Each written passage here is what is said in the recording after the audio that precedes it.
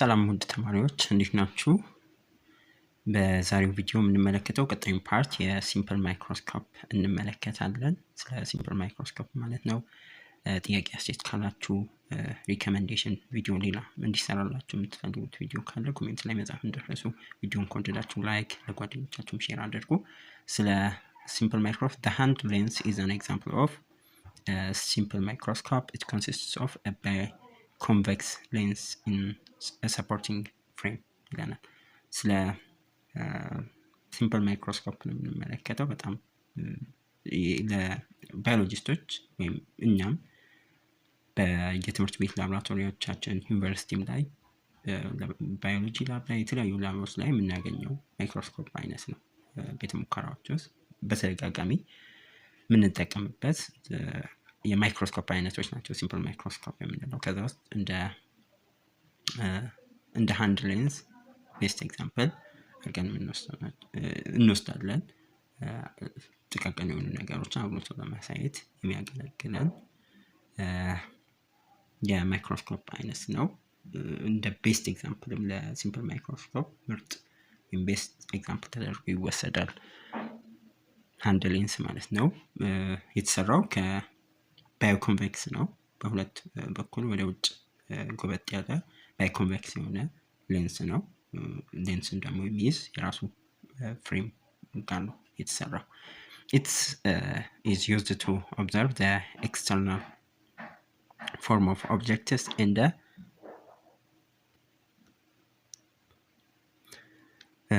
then not the details of their internal structure. ለምንድን ነው የሚጠቅመው? ምናምን ስንመለከት ኤክስተርናል ፎርሞችን ለመመልከት ነው። የሃንድ ሌንስን የምንጠቀመው አንድ ነገር ውጫዊ ፎርሙ ወይም ቅርጹ ቀረብ አድርገን ለማየት ይጠቅመናል። ልክ እንደ ሴሎች ያሉ በጣም ጥቃቅን የሆኑ ኢንተርናል ኦርጋኖችን የውስጥ አካላቶቻችንን ለማየት የሚያስችል እንትን የለውም። ከኤክስተርናል ያለፈ ኢንተርናል ዲቴሎችን ለማየት አያስችለንም። የሲምፕል ማይክሮስኮፕ ወይም ሃንድ ሌንስ ለምሳሌ ኤክስተርናል ስንል እጽዋትን ብንመለከት ቅጠሉ ላይ ያለውን ቬኖችን እንመለከታለን። ወይም የሆነ ነፍሳትን ይሄ ኤክስተርናል የሆኑ እግራቸውን በቃ ኢንሴክቶችን ምናምን ብንመለከት ኤክስተርናል የሆኑ ፓርታቸውን ልንመለከት እንችላለን። ግን እነሱ ላይ ያሉ ለምሳሌ በጣም ባክቴሪያዎች ምናምን ሊኖሩ ይችላሉ። እነሱን ዲቴል ለማየት ግን አያስችለንም ይሄ ሲምፕል microscope ማለት the magnification power of the common hand lens is usually between 10 up to 10 and 20 times magnification power የሚለው ምን ይሰጠናል? how many times bigger the object looks የሚለው ምን ያህል የማጉላት አቅም ስንል ወይም ማግኒፊኬሽን አቅም ስንል አንድን ነገር ካለበት ትክክለኛ ኦሪጂናል ሳይዙ ወይም መጠኑ ስንት እጥፍ ከፍ አድርጎ ያሳድጎ ያሳየናል የሚለውን በባለፈው ፓርት እንደተወያየነው ማጉላት ስለሆነ ማለት ነው። ያን ነው የሚሰጠው። አብዛኛው ጊዜ የሃንድ ሌንሶች እስከ 10 እስከ 20 እጥፍ ነው አጉልቶ የማሳየት ፓወራቸው ወይም ማግኒፊኬሽን ፓወር የምንለው ማለት ነው። the first microscope were made of a single lens and the hint were simple microscopes ይላል።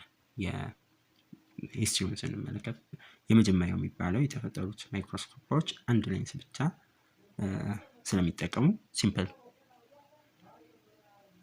ማይክሮስኮፕ እንላቸዋለን። የሲምፕል ማይክሮስኮፕ ነበሩ እነዚህ ማይክሮስኮፕ አይነቶች።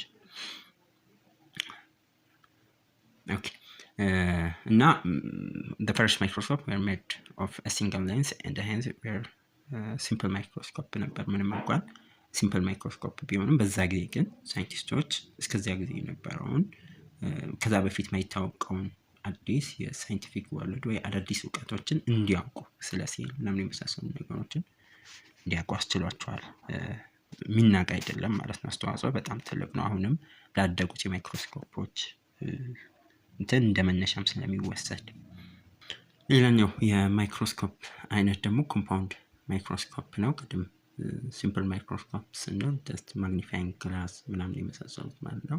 ከነዛ ደግሞ ይሄ በጣም ፓወርፉል የሆነ የተሻለ አገልግሎት ሊሰጥን የሚችል የማይክሮስኮፕ አይነት ነው። ኮምፓውንድ የሚለው ቃል ሁለት ወይም ከዛ በላይ ሌንሶችን በባዮሎጂ ውስጥ ሁለት ሌንሶችን አንድ ላይ በማጣመር የሚጠቀም የማይክሮስኮፕ ማለት ነው።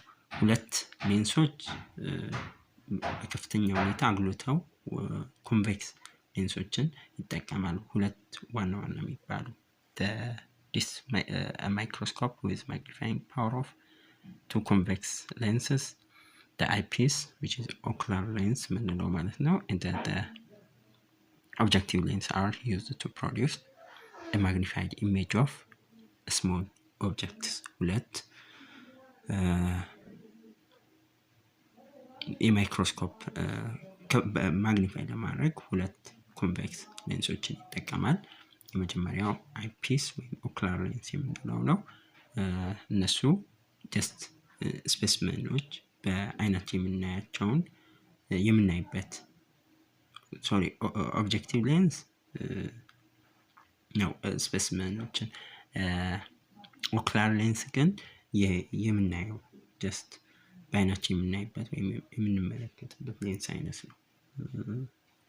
ኦኩላር ሌንስ የምንለው ኦብጀክቲቭ ሌንስ ነው። ፕሮዲስ ማግኒፋይ ኢሜጅ ኦፍ ስሞል ኦብጀክትስ የምናጠነው ነገር ወይ ስፔስመናችንን አቅርቦልን በጣም ቅርብ ሆኖ እንዲታይን የሚያደርግልን ሌንስ ኦብጀክቲቭ ሌንስ እንለዋለን ማለት ነው። The compound microscope uses light rays coming from a certain source, open light ሊሆን ይችላል or an electric bulb. It is known as light microscope ይባላል ማለት ነው።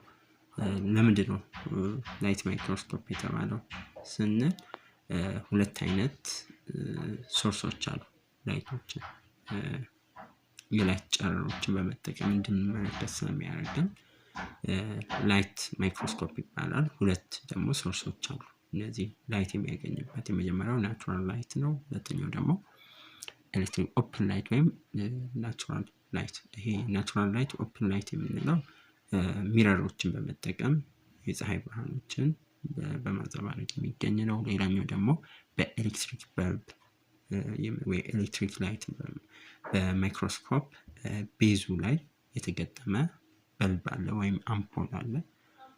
ያን በመጠቀም ነው ሶርሱ ማለት ነው፣ የላይት ሶርሱ። It uses to investigate internal structure of objects. የኦብጀክቶችን ኢንተርናል ስትራክቸር ለማጥናት በከፍተኛ ሁኔታ ይጠቅማል። ኢንሳይድ የሆነ ጀስት ይሄ የላዩን ቅድም እንዳልነው ብቻም ሳይሆን ባዮሎጂስቶች ኮምፓውንድ ማይክሮስኮፕን ሲጠቀሙ ፓወርፉል የሚያደርገው በዋነኛነት ውጫዊ ገጽታዎችን ብቻ ሳይሆን የውስጥ ክፍሎችንም ለማየት ያስችላል ማለት ነው። ኢንተርናል የሆነ ላይፍን እንዲያጠኑ ጥቃቅን ውስጥ ላይ ያሉ ህዋሶችን፣ ፍጥረታትን በህይወት እንዲያሉ እንዲንቀሳቀሱ ስራቸው ፈንክሽናቸው ምን እንደሚመስል በአጠቃላይ ለመመልከት ኮምፓውንድ ማይክሮስኮፕ ሞር ፓወርፉል ነው። ኮምፓውንድ ላይት ማይክሮስኮፕ are important to biologists because they allow them to observe many kinds of cells and a single cell organism while they are still alive. There are limits to what we can see with the compound light microscope. እንግዲህ ላይት ማይክሮስኮፖች የራሳቸው የሆነ ሊሚት አላቸው። ምንም እንኳን እነዚህ ማይክሮስኮፖች ፓወርፉል ቢሆኑም የራሳቸው የሆነ ሊሚት ደግሞ አላቸው። ከዛ በላይ መሄድ ማንችልባቸው ሊሚቶች አላቸው። as we increase the magnifying power of a light microscope, we see more and more detail up to a certain point. Beyond the point called the limit of resolution ምንለው ማለት ነው። Objects get blurry and details are lost. ከዛ ማግኒፊኬሽን በጣም ማግኒፋይ ባደረግናቸው ቁጥር ማግኒፊኬሽናቸውን በጨመርን ቁጥር ዲቴል ነገሮችን እናያለን። ነገር ግን ይህ እስከ የሆነ ሊሚት ድረስ ነው ሆነ ሊሚት ድረስ ነው ማግኒፋይ ማድረግ የምንችለው። ከዛ በላይ ማግኒፋይ አናደርግ። ሊሚት ኦፍ ሪዞሉሽን ደግሞ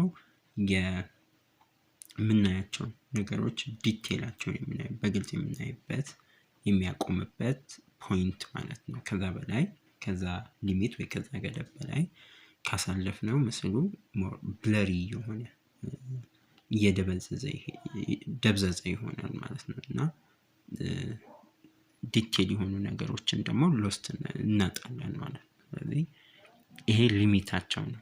for standard light microscope the limit of resolution is about 0.2 micrometers, a typical cell about 10 micrometer across. እንግዲህ ምን ያህል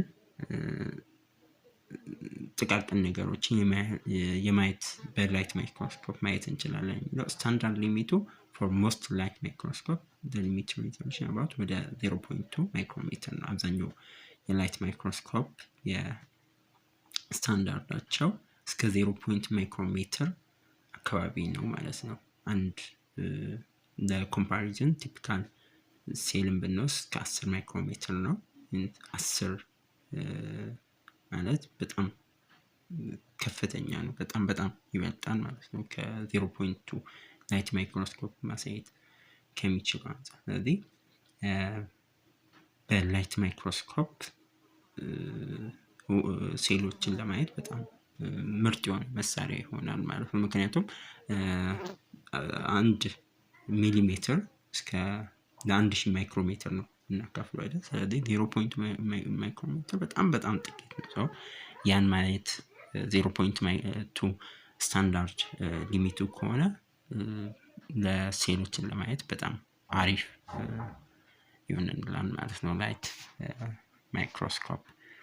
በቀጣይ ስለ ኤሌክትሮን ማይክሮስኮፕ እና ሌሎች የተቀሩትን ነጥቦች እንመለከታለን። ጥያቄ አስተያየታችሁን ኮሜንት ላይ ጻፉ። ቴሌግራማችንን ጆይን ማድረግ እንዳትረሱ። ኮሜንት ላይ ባለው ሊንክ ገብታችሁ እዛ ላይ ፒዲኤፎችን፣ የጥያቄ ሺቶችን፣ የፋይናል ኤግዛሞችን ምናምን ሼር እናደርጋችኋለን። አዳዲስ ነገሮች ካሉ እዛ ላይ እናሳውቃችኋለን። ኔክስት በቀጣይ ፓርት እንገናኛለን። ባይ ባይ።